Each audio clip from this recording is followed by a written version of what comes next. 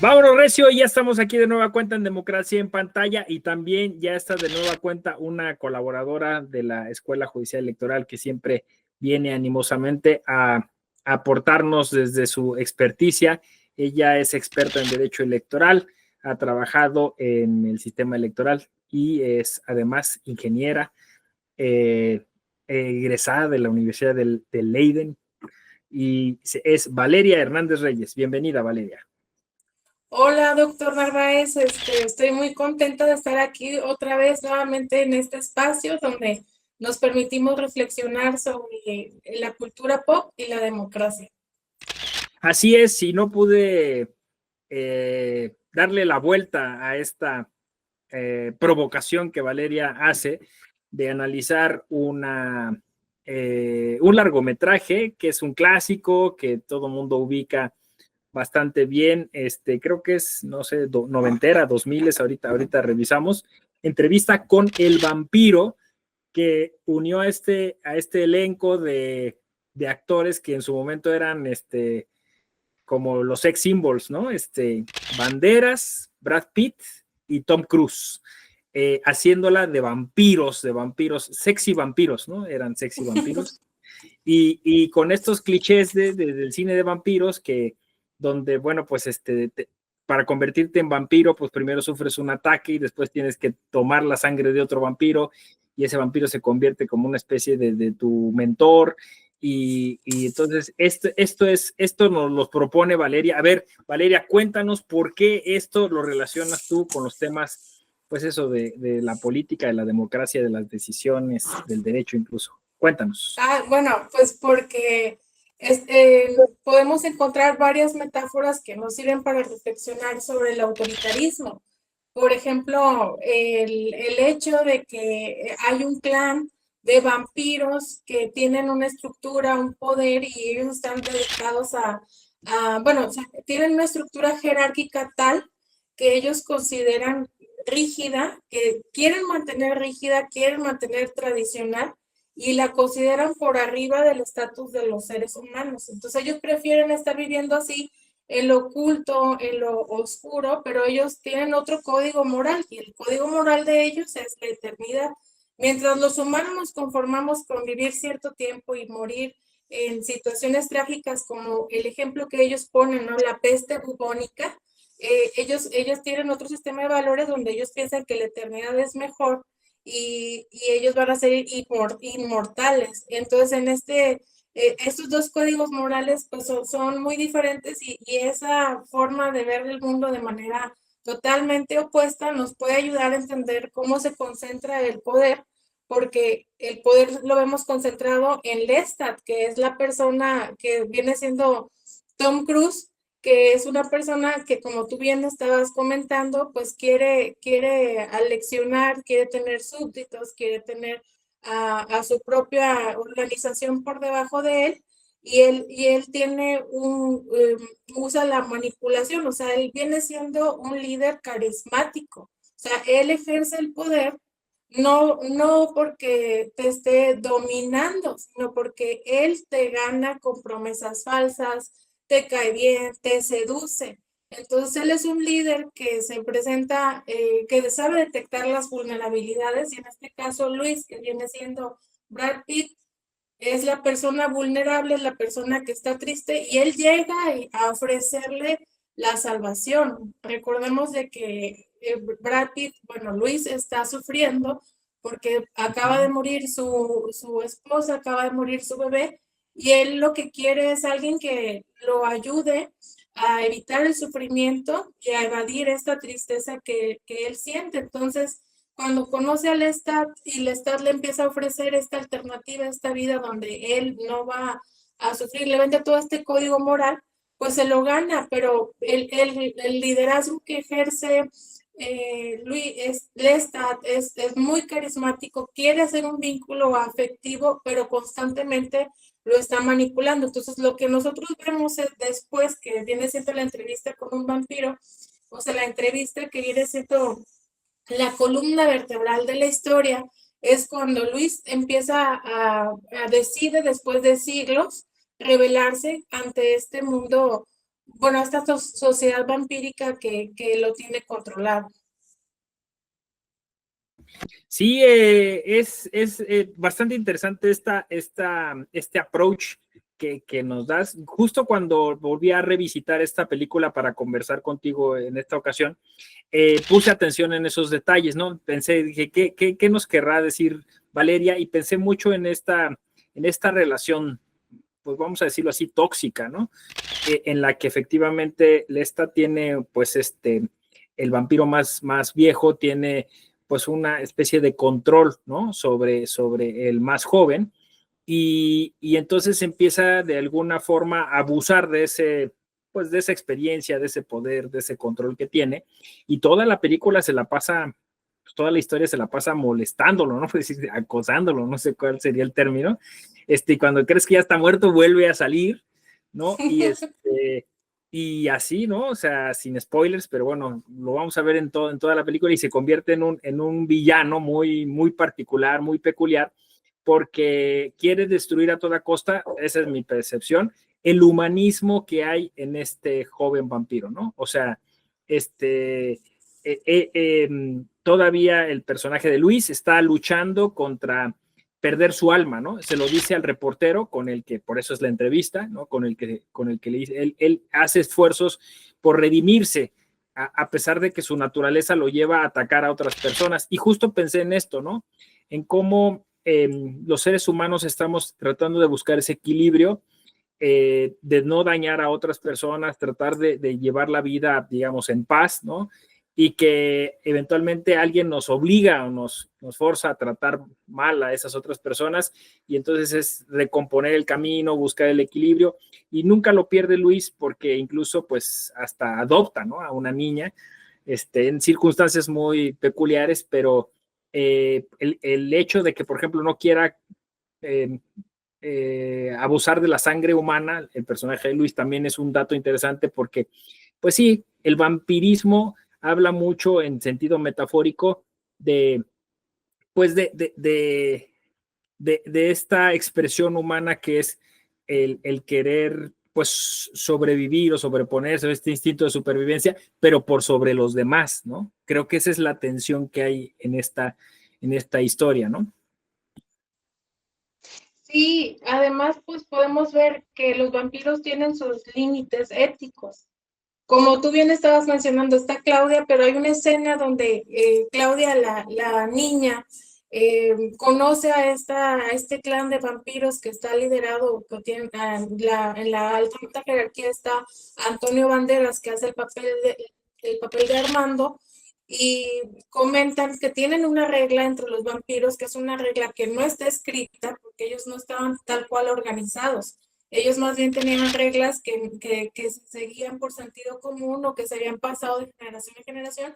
Y una de ellas es de que no podía haber vampiros menores de edad, o sea, que no podía haber vampiros que fueran tan pequeños, tan infantes, ¿no? Y le pregunta Luis a Arman, ¿por qué, no? Y le dice, porque una persona tan chiquita va a madurar, va a seguir creciendo, pero su cuerpo no va a ir conforme a ese crecimiento y va a necesitar siempre, no se puede valer por sí mismo y siempre va a necesitar de otra persona que lo esté ayudando. Entonces, aquí vemos otra faceta del Lestat como autoritario, que era no darle información a las personas y con esto los controlaba.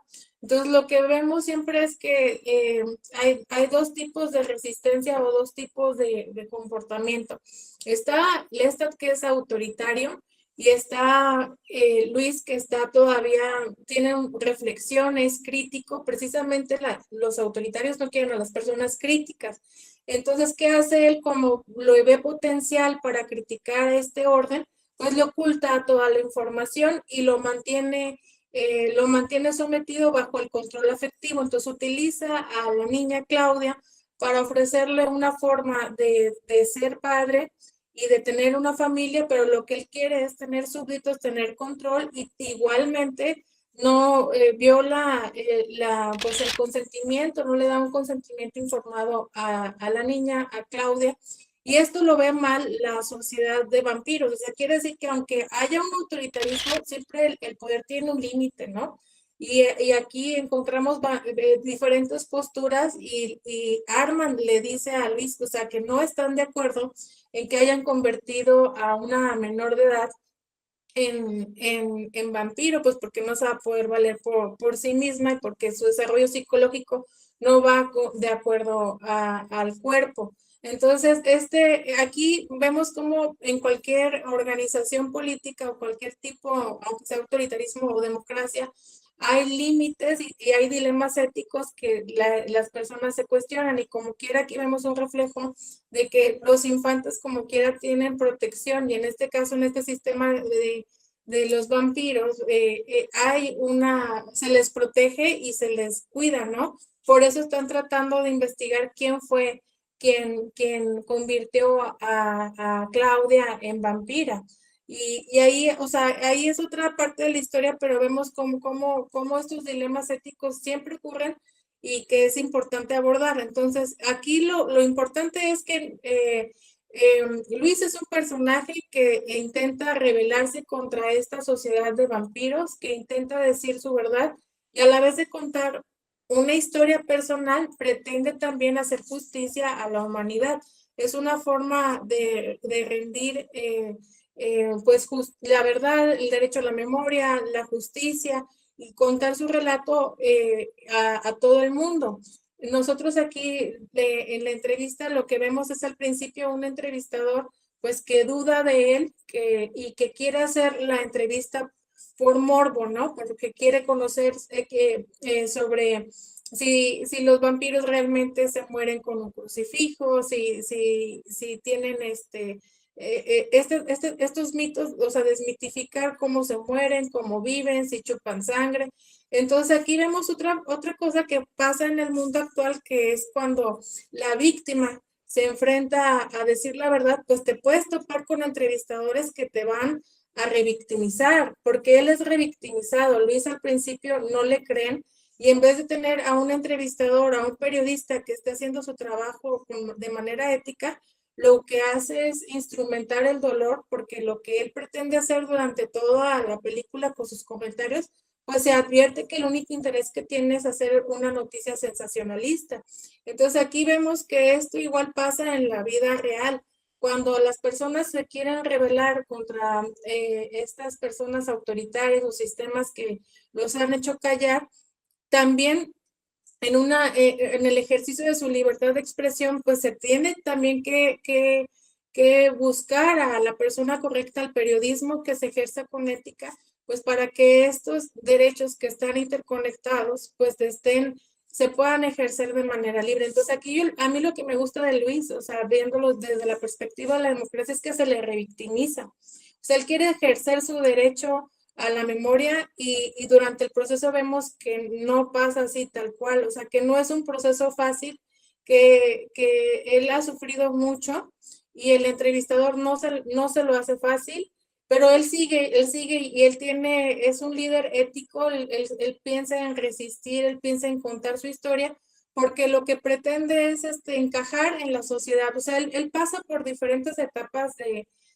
la historia de la humanidad y él nunca se atreve a contarlo, o sea, se atreve a hablar su verdad hasta ya que llega a un clímax de la democracia, o sea, él no lo hace en tiempos de autoritarismo, él se espera hasta que ya haya un Estados Unidos donde haya más libertad y entonces él sí, en esa época, o sea, la democracia también llega para los vampiros.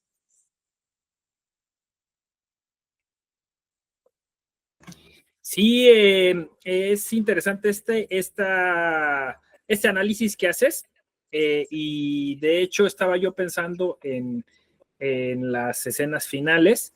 Recordamos que es la historia de Anne Rice, que es llevada al cine por Neil Jordan en 1994, este director que no hizo muchas cosas, pero por ahí tiene una película sobre derechos civiles y luchas políticas que podría también ser interesante, digamos, relacionarla de algún modo, pero le gustaban como las películas históricas a Neil Jordan, o le gustan, y la escena a la que me refería, Valeria, es la final, donde se supondría que pues de alguna manera Luis asume como un papel justiciero, no sé si es ¿no?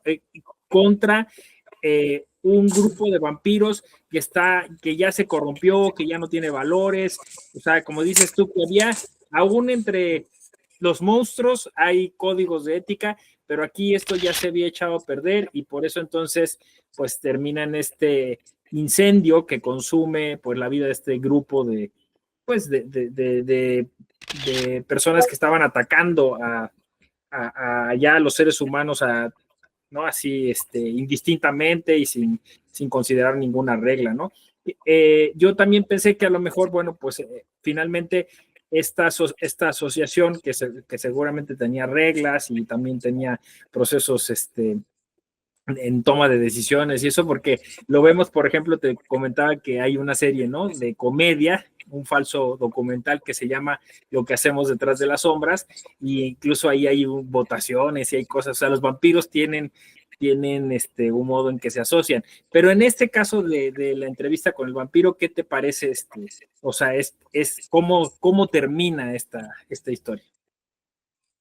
O sea, bueno, yo pienso que tienes que leer el segundo libro de Dan la Rice. continuación. Pienso que, o sea, lo más emocionante de esto es el segundo libro, porque en esta trama que vemos de la entrevista con el vampiro hay una parte 2 y en esta parte 2 se vuelve muchísimo más interesante, porque Lestat, al verla en la 2, bueno, en el libro, cuando Lestat se da cuenta que Luis le dijo, ejerció su derecho a la libertad de expresión y se acerca con un periodista, pues Lestat también dice, pues yo también voy a hacer lo mismo porque no contó las cosas bien.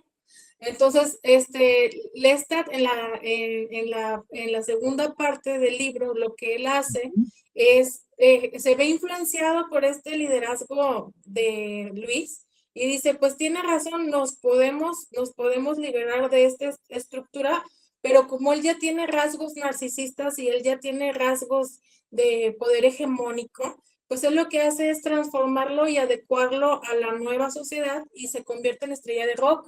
Entonces, Lestat en el nuevo libro ejerce su poder de igual carismático, pero evoluciona a ser estrella de rock. Y ahora él dice que siendo estrella de rock, él va a ejercer su derecho a la verdad también y quiere corregir ciertas versiones de la narración que contó Brad Pitt. O sea, quiere dar su punto de vista.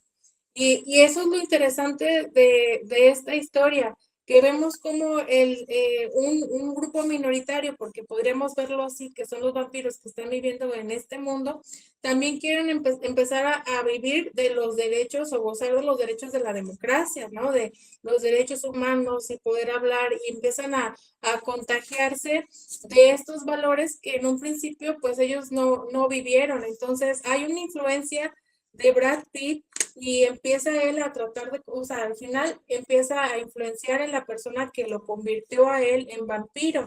Entonces, aquí podemos ver pues una metáfora de la vida real, de cómo han ido cambiando las sociedades y estas tensiones que se vuelven, suceden en la vida real. O sea, estas tensiones existen y la memoria y el olvido, ¿no? Siempre está, en su momento estuvieron también oculto todo lo que sucedió en el holocausto de los judíos, ¿no? No se quería, había gente que se oponía a que se supiera qué había pasado y después había esta resistencia de decir, no, sí tenemos que decir qué fue lo que pasó.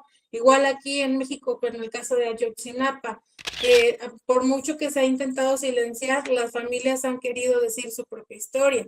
Igual con el movimiento estudiantil de México, que ese pues es uno de los mejores ejemplos que tenemos de memoria, porque se ha ejercido ese derecho a la libertad de expresión, a la justicia, a la verdad. Entonces es muy importante que nosotros veamos la película como un reflejo de lo que necesita nuestra sociedad para darnos cuenta que siempre tenemos que dar un testimonio y sobre todo a las personas que han sido maltratadas, que han sufrido graves violaciones a sus derechos humanos, pues sobre todo tienen que hablar porque es su forma de rebelarse ante estas personas, estos sistemas autoritarios. Entonces aquí vemos, si nos ponemos bien en ese plan de que si fuera verdad que existieran los vampiros, pues tratar de pensar qué haríamos con este grupo, En algún momento tú hiciste el ejercicio con los zombies, cuando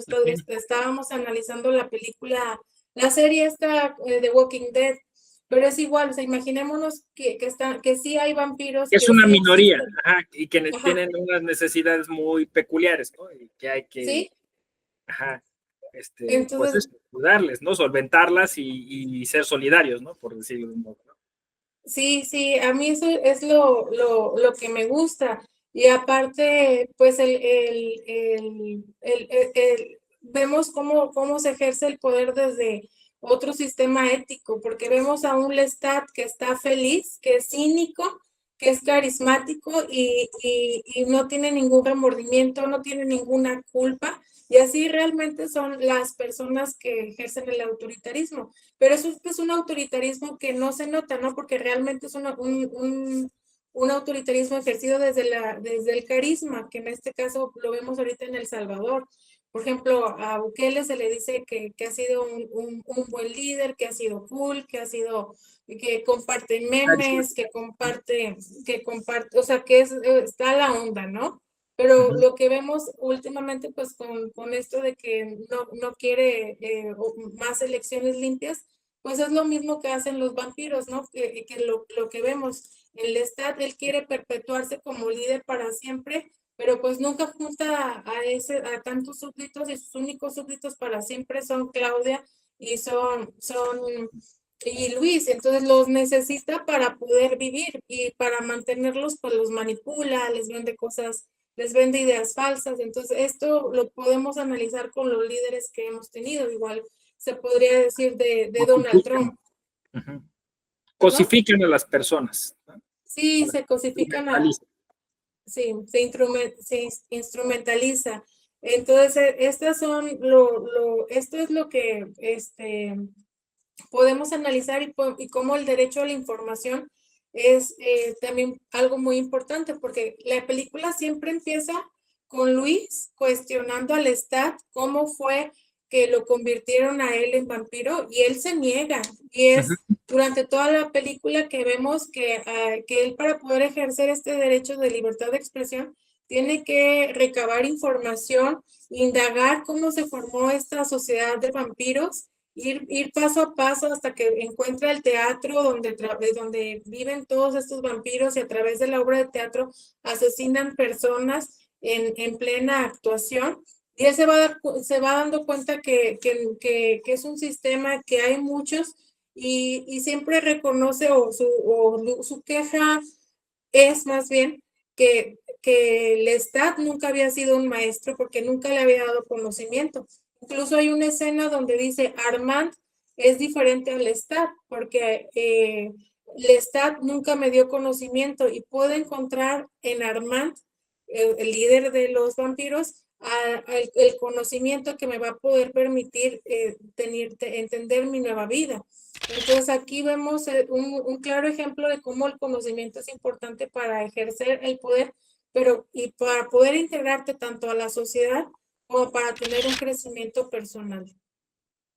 Sí, qué bonito cierre de programa, que además en tiempo récord lo relacionaste con un montón de temas de la democracia, de lo electoral, del ejercicio del poder, pero qué bonito, o sea, digamos, ver Entrevista con el vampiro como una posibilidad de que las personas que han sufrido violencia puedan tener pues esa expresión, esa manifestación incluso como dolor, ¿no? De catarsis, de manifestar lo que sienten y que los medios de comunicación y que el colectivo tenga esa posibilidad, pues, como dices tú, de preservar eso en la memoria y decir, pues ojalá que no vuelva a pasar y que todas las personas, por más monstruosas que parezcan, a veces pues tienen estas historias de vida que les han conducido ahí, ¿no? Y que quizá han resistido y han querido